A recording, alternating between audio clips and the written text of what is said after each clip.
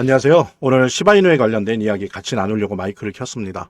시바이누가 폭락을 했었어요. 다른 이유들도 있겠지만 10월에 있었던 FOMC, 요때 이제 금리 인하를 하지 않았습니까? 근데 요때 의사록이 공개가 됐어요. 공개가 됐는데 내용을 보니까 12월 금리 인하가 힘든 게 아니냐, 동결로 가는 거 아니냐라는 식의 예측이 쏟아졌었죠. 그러면서 이제 이렇게 하락을 하고 또 하락에 부채질을 한 것이 시바 소각을 맡고 있는 그쪽에서의 어떤 내부 분열이 있었어요. 그러면서 이제 완전히 하락을 했다가 그 다음에 이제 또 엔비디아의 실적이 공개가 되면서 다시 한번 짧게 반등을 했습니다. 여러분들 아시다시피 이 반등이 지속되리라고 하는 보장은 없고 오히려 지속될 가능성은 많지 않죠. 왜냐면은 지금 시장 자체가 유동성이 너무 고갈돼서 완전히 눌려있는 상태입니다. 그래서 이거를 시바이누가 혼자서 패스하고 혼자서 드리블해서 뚫고 나갈 수 있는 그런 시장이 아니다. 이런 반등은 가끔 있을 수 있으나 지금의 시장 상황에서는 이게 장기화될 수 없다라고 하는 부분은 우리가 다 알고 있을 거라고 생각을 하는데요. 어쨌든 시바이누 내부의 분열이 감지되었기 때문에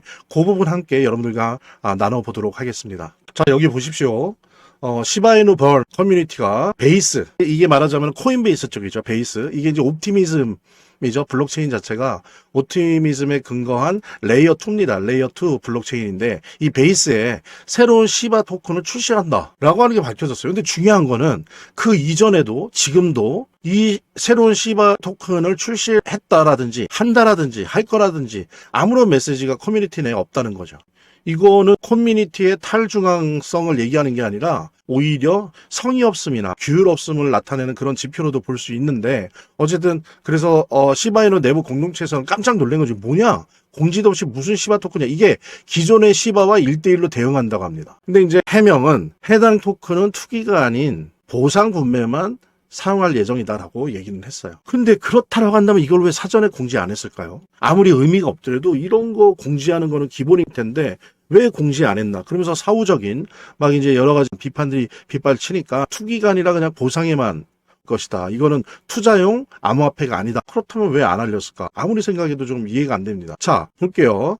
베이스 스캔에 따르면은 토큰은 현재 이렇게 표시된대요. 그러니까 73만 개 정도. 최대 공급량이 그렇고 지갑은 18개 있고 이적은 총 194건이 지금까지 있었다는 거고요. 이동. 그다음에 시장 가격은 산상되지 않는다. 활성거래상이 없다라고 하는 거고 온체인 시가총액도 없다. 이제 이런 내용을 보면 이게 투자용이 보상용이다라고 하는 사후 변명 맞는 거 아닌가? 유틸리티 브릿지 자산의 주장을 뒷받침해 준다라고 하는 게 맞긴 맞는 것 같아요. 근데 중요한 거는 그래서 백보양보해서 이것이 맞다 해도 왜 사전 공지를 안 했습니까? 이런 거는 되게 생태계 내 커뮤니티 내에 아주 악영향을 미치는 거라고 생각을 하는데 여기에 대한 심각성을 못 느끼나? 그러면 아무렇게나 막 해도 되죠. 앞으로도 어떤 일도 그냥 해도 되는 겁니다. 그래서 이거는 좀 문제가 있는 처신이었다. 시바이누 재단이 아무리 탈중앙화를 지향하는, 극단적으로 지향하는 시바이누 재단이라 할지라도 이거는 좀 심한 게 아닌가.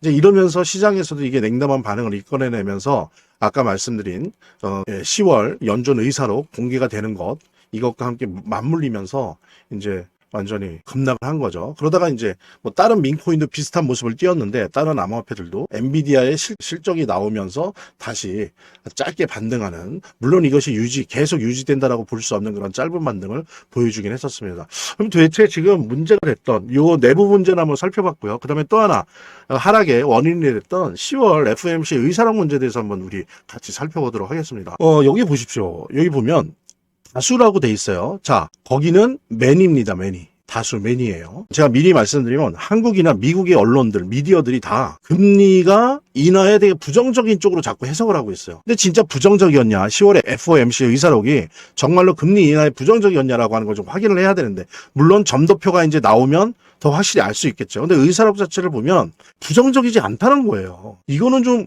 언론이 일방적으로 연준과 시중 여론을 금리 인하가 아닌 금리 동결 쪽으로 몰고 가려고 하는 그런 저희가 있는 게 아닌가, 아니면 그것이 아니라고 하는 어떤 이중 플레이가 아닌가 얘기를 할 수밖에 없게 되는데요. 보통 이게 다수가 진짜 다수, 과반수 이상을 넘는 그런 다수일 경우에는 매니라고 하지 않고 most라고 한다는 거죠. 혹은 majority 라고 한다는 거죠. 영어에서.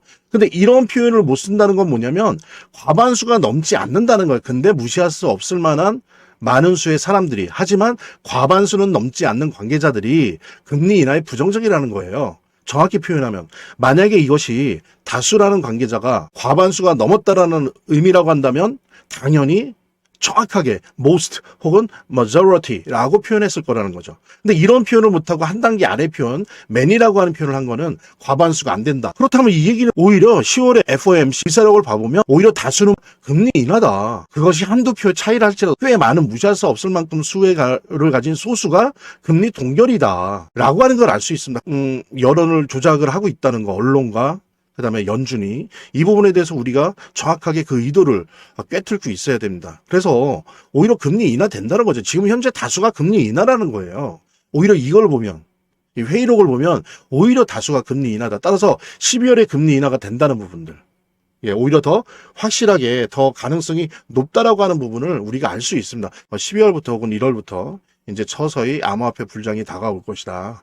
그 속에서 우리 시바이노는 엄청난 폭발력을 보여줄 것이다라고 하는 부분 여러분들과 함께 공유하면서 재단과 관련된 이야기 나눠보도록 하겠습니다. 차트를 제대로 보는 것도 중요하고 또 거시경제 상황들을 보는 것도 중요하고 매우 중요하지만 결국에는 사실은 이 모든 거를 무시하더라도 재단이 어떻게 하느냐가 사실은 이 암호화폐의 성패를 좌우하는 가장 큰 요소라고 하는 거를 우리가 모두 다 느낄 수 있는 거거든요. 그래서 제가 좀 과장을 하면 오히려 암호화폐를 통해서 돈을 제대로 버는 사람들은 물론 차트도 보고 거시경제도 보고 하지만 가장 1차적으로 핵심적으로 보는 게 그 암호화폐를 발행한, 제작하고 있는, 공급하고 있는 재단의 정책과 재단의 상황들을 보거든요. 재단의 어떤 정책들만 봐도 우리들은 이 암호화폐 투자를 통해서 막대한 수익을 얻을 수가 있는 겁니다.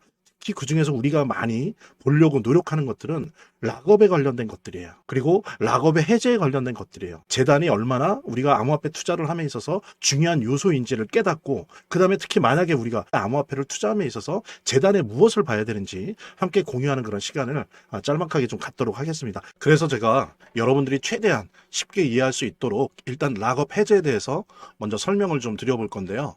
이제 락업 해제라고 하는 거는 투자자 보호 차원에서 초기 투자자들이 일정 기간 동안 매도할 수 없도록 물량을 잠가두는데 이거를 풀어주어서 자유롭게 매도할 수 있게 해주는 걸 의미합니다. 그래서 통상적으로는 락업 해제 이후에는 대규모 물량이 시장에 풀리기 때문에 강력한 매도 압력으로 작용해서 가격이 급락하는 모습을 보여주게 되는 거죠. 그런데 우리가 이제 주목해야 될 점은 락업 해제 직전의 모습입니다. 락업 해제 후에는 대부분 급락이 오거든요. 그렇지만 그 전에는 대부분 가격의 급등이 연출되기 때문이죠. 왜냐하면 이제 세력들이 대량 매도를 하기 위해서는 가격이 올라가야지만 수익을 보고 매도할 수 있기 때문인데요. 충격적인 건 이걸 위해서 재단이나 프로젝트 측도 가격을 인위적으로 끌어올린다는 거죠. 실제로 리플이죠. 리플의 CEO 갈링하우스 같은 경우에는 이 락업 해제 전에 가격을 뻥튀기 시키기 위한 그 시세 조작을 한 적이 있었고 이게 발각이 된 적이 있습니다. 물론 본인은 이에 대해서 극구 부인을 했지만 모든 정황을 볼 때 사실은 이미 알 사람은 다 알고 있는 거죠. 그러니까 이런 일을 하는 이유는 초기 투자자들 때문이에요. 이 초기 투자자들에게 수익을 줘야지 어떤 보상 개념의 수익을 줘야 추가적인 투자 유치를 할 수 있는 거죠. 그 초기 투자자들 뿐만이 아니라 그 외에 2차, 3차 투자자들을 모집하기 위해서는 이런 초기에 부풀리기, 뻥튀기가 필요한 겁니다. 그래서 락업 해제 전에 락업 일정에 맞춰서 매수 타점을 잡아내는 것이 매우 중요하게 대두되는 겁니다. 이 락업 해제 후에는 급등 후에 급락 패턴이 옵니다. 이제 그러기 때문에 락업 해제 전에 매수를 해야 되고 락업 해제 후에는 이제 매도를 해야 되는 거죠. 이래야지 이제 엄청난 수익이 가능해지는 건데요. 제가 특정 경로를 통해서 이 재단 측의 어떤 락업 해제 일정을 입수를 했거든요. 근데 이 해당 문서는 기밀 문서이기 때문에 일단 중요한 내용은 이렇게 제가 좀 모자이크 한 거 좀 양해 바라고요. 그러니까 이 문서에는 이제 재단 측의 락업 일정부터 물량, 목표가까지 모든 것이 나와 있습니다. 그래서 해당 일정에 맞춰서 상반기, 하반기 이렇게 나뉘어져 있는데 해당 일정에 맞춰서 세력들은 가격을 끌어올리고 그 다음에 이제 매도를 하겠죠. 그래서 우리도 이 일정에 맞춰서 정확하게 매수매도 타점을 잡아 나가면 엄청난 고수익을, 대박을 노려볼 수가 있게 되는 겁니다. 그래서 여기 나와 있는 제 개인 번호 010-2592-6921, 2592-6921로 부자 두 글자만 남겨놓으시면 제가 확인되는 대로 이 모자이크 없는 아까 보셨던 그 문서 원본이랑 그 다음에 이제 언제 어디서 얼마에 매수해야 되는지 그 시그널이 담겨 있는 문서를 직접 핸드폰으로 PDF 형태로 전달해 드리도록 하겠습니다. 그러니까 당연히 무료고요. 자, 오늘 영상은 이쯤에서 마무리하고요. 다음 시간에 더 좋은 영상으로 인사드리도록 하겠습니다. 감사합니다.